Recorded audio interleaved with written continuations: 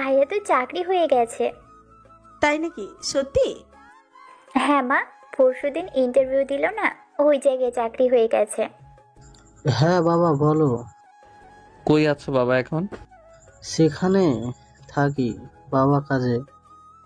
আজকে থেকে তোমার আর কোনো কাজ করা লাগবে না। একই কথা, আমি কাজ না করলে পরিবার চলবে কিভাবে? বাবা আমার চাকরি হয়ে গেছে। কথাটা বলে নীল হাউমা করে কান্না করে ওঠে।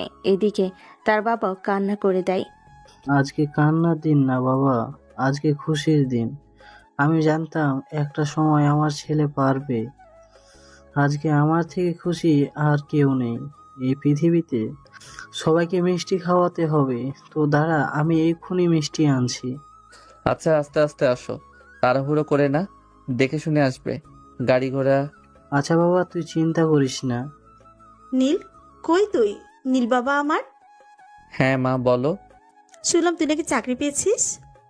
তা মাকে কি একবার বলতে ইচ্ছে করে না? এখনই বলতে যেতাম না। নীলের মা নীলের কপালে একটা চুমু এঁকে দেয়। এই না হয় আমার ছেলে। আমি জানতাম আমার ছেলে একবার না হলেও 10 বার পারবে। তোকে নিয়ে গর্ব করি বাবা। আমার ছেলে, তুই আমার ছেলে। সারাদিন রোদ থেকে আসছিস, দাঁড়া এক গ্লাস শরবত নিয়ে আসি। নীলের মা রান্নাঘরে শরবত বানাতে চলে যায়। সোনিয়াও তার পিছনে পিছনে যায়। নীল বেলকুনিতে এসে বেলকুনি রড ধরে সূর্যের দিকে তাকায়। সূর্যের আলো তার গায়ে কেমন যেন ঝলসে দিচ্ছে। হাতে পায়ের পশম খাড়া হয়ে যাচ্ছে। আরান মনে মনে ভাবতে থাকে। পৃথিবী কতই অদ্ভুত। 2 দিনের ব্যবধানে একই সম্পর্ক, আকাশ পাতাল পার্থক্য।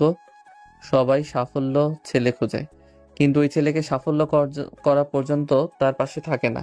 আমার নিজের মা আজকে আজকের এই ব্যবহারটা যদি আগের দিনগুলোতে পারতাম, তাহলে আমাকে অঝরে এতটা কাঁদতে হতো না। আসলেই পৃথিবীর নির্মাণ খেলা, যেখানে সাফল্য ছেলে ছাড়া পরিবারও গ্রহণ করে না। বিয়ে করতে গেলেও সফলতা, পরিবারের কাছে সফলতা, সমাজের কাছেও সফলতা। শুধু একটা মাত্র জায়গায় সফলতা লাগে না। তবু তিনি চোখ দিয়ে দেখতে দিচ্ছেন, মুখ দিয়ে খাইতে দিচ্ছেন, নাক দিয়ে নিঃশ্বাস নিতে দিতেছে, কান দিয়ে শুনতে দিতেছে,